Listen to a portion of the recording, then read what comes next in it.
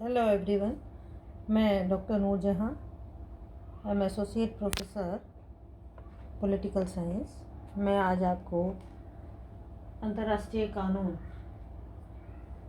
और तीसरा विश्व इस टॉपिक पर बात करने वाली हूँ।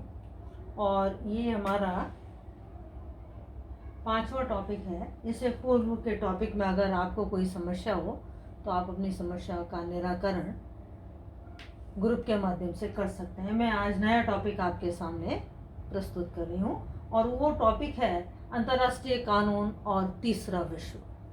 अंतर्राष्ट्रीय कानून हम पिछले 4 टॉपिक में लगातार पढ़ रहे हैं, तो स्थितियाँ साफ हैं कि अंतर्राष्ट्रीय कानून क्या है। अब मैं बात करूँ तीसरा विश्व कि तीसरा विश्व क्या है। तो तीसरे विश्व के संबंध में हम उन देशों को लें जो यूरोपियन देशों से अलग है। और यूरोपियन देशों से अलग जो राष्ट्र हैं वो हैं एशिया, अफ्रीका और लैटिन अमेरिका। हुआ ये कि सेकेंड वर्ल्ड वॉर के बाद एक बहुत महत्वपूर्ण घटना घटित हुई और वो था यूएनओ का उदय। यूएनओ के उदय के साथ ही विश्व स्तर पर बहुत परिवर्तन आरंभ हो गया और इस परिवर्तन के परिणाम स्वरूप तीसरी दुनिया का उदय हुआ। और ये तीसरी दुनिया जो है, इसका मतलब कोई पहली दुनिया भी है, दूसरी दुनिया भी है, फिर आ गई है तीसरी दुनिया। तो पहली दुनिया में सामान्यतः हम यूरोपियन राष्ट्रों को देखते हैं। दूसरी दुनिया में हम साम्यवादी राष्ट्रों को देखते हैं और तीसरी दुनिया में हम एशिया, अफ्रीका और लैटिन अमेरिका के राष्ट्रों को पढ़ते हैं, सुनते हैं। ये एशिया, अफ्रीका और लैटिन अमेरिका के जो राष्ट्र थे वो सारे राष्ट्र जो थे वो सेकेंड वर्ल्ड वॉर के बाद यूएनओ का जो उदय हुआ और यूएनओ के उदय के साथ ही ये राष्ट्र आज़ाद होते चले गए। इनकी संख्या अपेक्षाकृत यूएनओ में बहुत अधिक थी। लगभग 75% जो राष्ट्र यूएनओ में हैं उसमें एशिया, अफ्रीका और लैटिन अमेरिका के राष्ट्र। ये जो नवोदित राष्ट्र थे जो संख्यात्मक दृष्टि से अधिक थे और स्पेशली ये सेकेंड वर्ल्ड वॉर के बाद आज़ाद हुए, इन राष्ट्रों ने अंतर्राष्ट्रीय स्तर पर अपना एक दृष्टिपटल रखा, अपना एक इफेक्ट रखा। उसको हम तीसरी दुनिया के नाम से जानते हैं।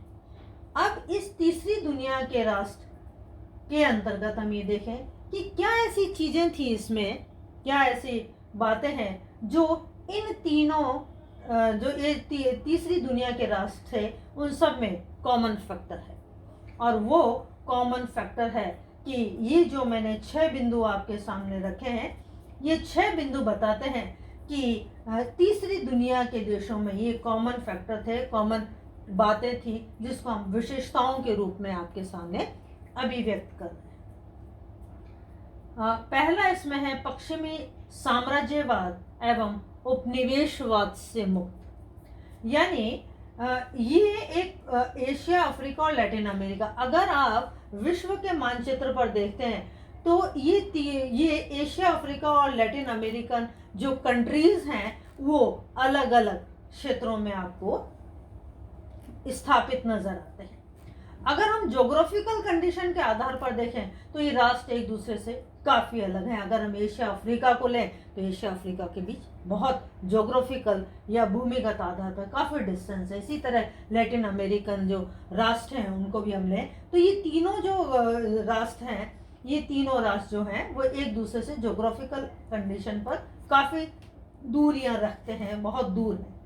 लेकिन जो कॉमन बातें हैं इन दूरियों के बावजूद भी, उसमें पहला फैक्टर हमारा है पश्चिमी साम्राज्यवाद एवं उपनिवेशवाद से मुक्त। यानी एशिया, अफ्रीका और लैटिन अमेरिका के जितने भी देश आज़ाद हुए या सेकेंड वर्ल्ड वॉर के दौरान हो रहे थे, वो सभी पश्चिमी देशों के चंगुल में फंसे हुए थे। उन्हीं के साम्राज्यवाद और उपनिवेशवाद में वो फंसे हुए थे और इन्हीं देशों से वो आज़ाद हुए। तो एक कॉमन फैक्टर इन तीनों में नजर आता है, वो साम्राज्यवाद एवं उपनिवेशवाद से ये मुक्त, पश्चिमी साम्राज्यवाद उपनिवेशवाद से मुक्त हुए थे। अगली बात जो हमारी आती है वो है निर्धनता या पॉवर्टी। यानी ये जो राष्ट्र हैं, तीसरी दुनिया के राष्ट्र, ये लंबे समय तक पश्चिमी राष्ट्रों के साम्राज्यवाद उपनिवेशवाद का शिकार रहे, जिसकी वजह से यहाँ राजनीतिक भूमिका इनकी गौण रही अंतर्राष्ट्रीय स्तर पर भी और अपने अंतर्राष्ट्रीय स्तर पर। और अगर हम इनके आर्थिक विकास की तरफ देखें, इनके सामाजिक विकास की तरफ देखें, तो वहाँ भी हमें जो ग्राफ है वो बहुत डाउन नज़र आता है। उसकी वजह ये थी कि पश्चिमी देशों ने क्या किया, इन राष्ट्रों के माध्यम से ही अपना विकास किया।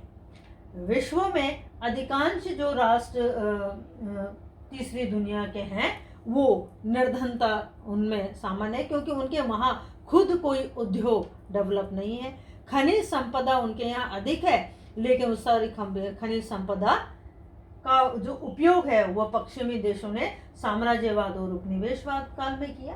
तो वहाँ की जो जनसंख्या है उसमें अधिकांश जनसंख्या का भाग जो है वो निर्धनता में अपना जीवन व्यापन कर रहा है। और ये एशिया, अफ्रीका और लैटिन अमेरिका तीनों देशों में हमें ये बात पढ़ने को, सुनने को मिलती है।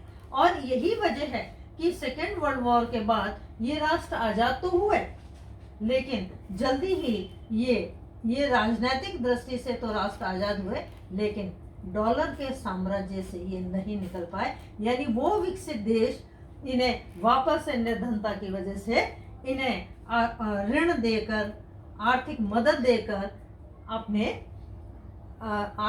देकर इन पर अपना अस्थायी रूप से अपना प्रभाव स्थापित इन्होंने किया। अर्थात निर्धनता ऐसा नहीं है कि एशिया में थी, अफ्रीका में थी, लेकिन लैटिन अमेरिका में भी थी। इसीलिए ये कॉमन फैक्टर है।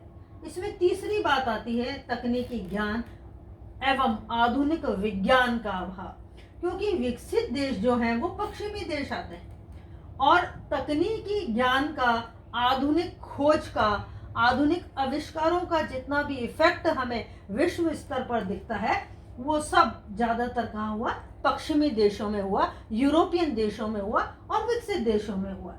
अगर इस स्थिति को मद्देनजर हम रखते हैं तो एशिया, अफ्रीका, लैटिन अमेरिकन देशों में तकनीकी ज्ञान और आधुनिक विज्ञान का जो इफेक्ट था वो बहुत कम था। इसीलिए ये इसकी कॉमन विशेषताओं में, सामान्य विशेषताओं में मानी जाती है।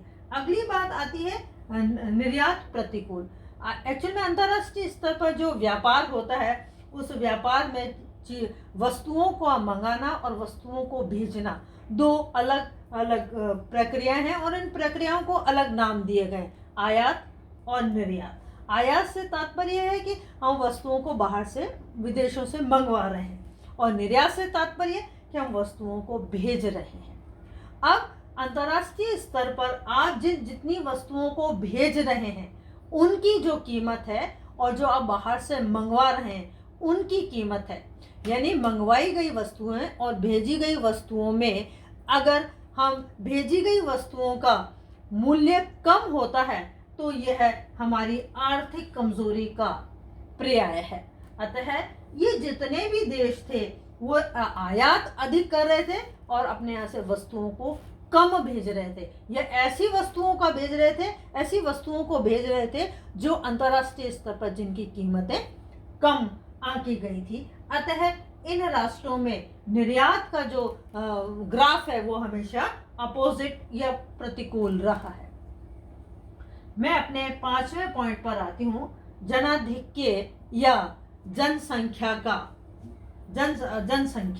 जनाधिक्य से यहाँ तात्पर्य है कि ये जितने भी तीसरी दुनिया के देश हैं इन देशों में पॉपुलेशन या जनसंख्या अत्यधिक है और जनसंख्या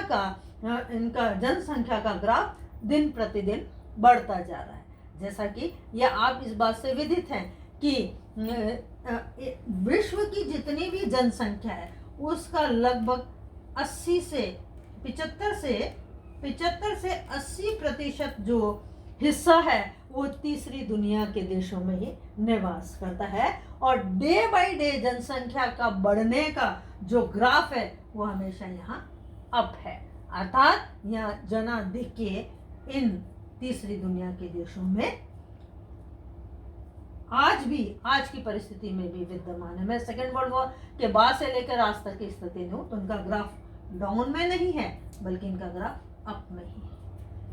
इसमें मैं अपनी अंतिम बात पर आती हूँ, सेना एवं सैन्य सामग्री पर अधिक खर्च। यह देश राजनीतिक दृष्टि से आजाद हो गए हैं लेकिन अभी भी धर्म, संस्कृति, अंधविश्वास, कबीलावाद आदि, भाई भतीजावाद आदि ये जो प्रवृत्तियां हैं जो देश को विकसित की स्थिति से तोड़ती हैं, ये स्थितियां वहां आज भी विद्यमान है।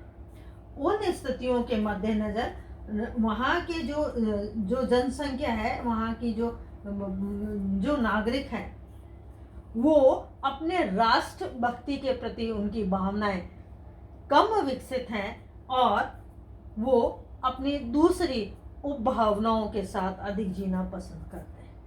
और यही वजह रही कि वहाँ संस्कृति का जो कम विकास हुआ, वो संस्कृति के कम विकास की वजह से वहाँ राजनीतिक जो एरर हैं वो हमें नजर आते हैं। राजनीतिक स्थिति का वातावरण स्वच्छ नहीं है, स्वच्छ नेतृत्व का वहाँ यदा कदा अभाव मिलता है, वहाँ शिक्षा अत्यधिक कम है। इसकी वजह से वहाँ की जो जनता है, वहाँ की जो पॉपुलेशन है वो हमेशा दूसरे देशों की या विकसित प्रतिमानों का आचरण करती है। अतः ऐसे में अगर हम उनके देश के राष्ट्रीय बजट पर नजर डालते हैं तो राष्ट्रीय बजट का काफी हिस्सा सेना और सैन्य सामग्री को खरीदने में खर्च होता है, क्योंकि वो लोग क्या है कि तकनीकी ज्ञान और आधुनिक विज्ञान से पिछड़े हुए हैं। इसलिए वो अपने इस क्षेत्र को सुरक्षित करने के लिए, अपनी देश की सीमाओं को सुरक्षित करने के लिए अपनी सेना पर और सैन्य सामग्री पर अत्यधिक खर्च करते हैं। यानी देश का जो बजट है उस बजट का लगभग 60 से लेकर 80% हिस्सा वो क्या करते हैं, सेना और सैन्य बजट पर खर्च करते हैं। अतः ये सारी जो वस्तु स्थितियां, मैंने 6 वस्तु स्थितियां आपको बताई, ये 6 वस्तु स्थितियां इन एशिया, अफ्रीका और लैटिन अमेरिका के राष्ट्रों के लिए एक सामान्य सी बात है। अतः हम इसे विशेषताओं में स्पष्ट कर चुके हैं।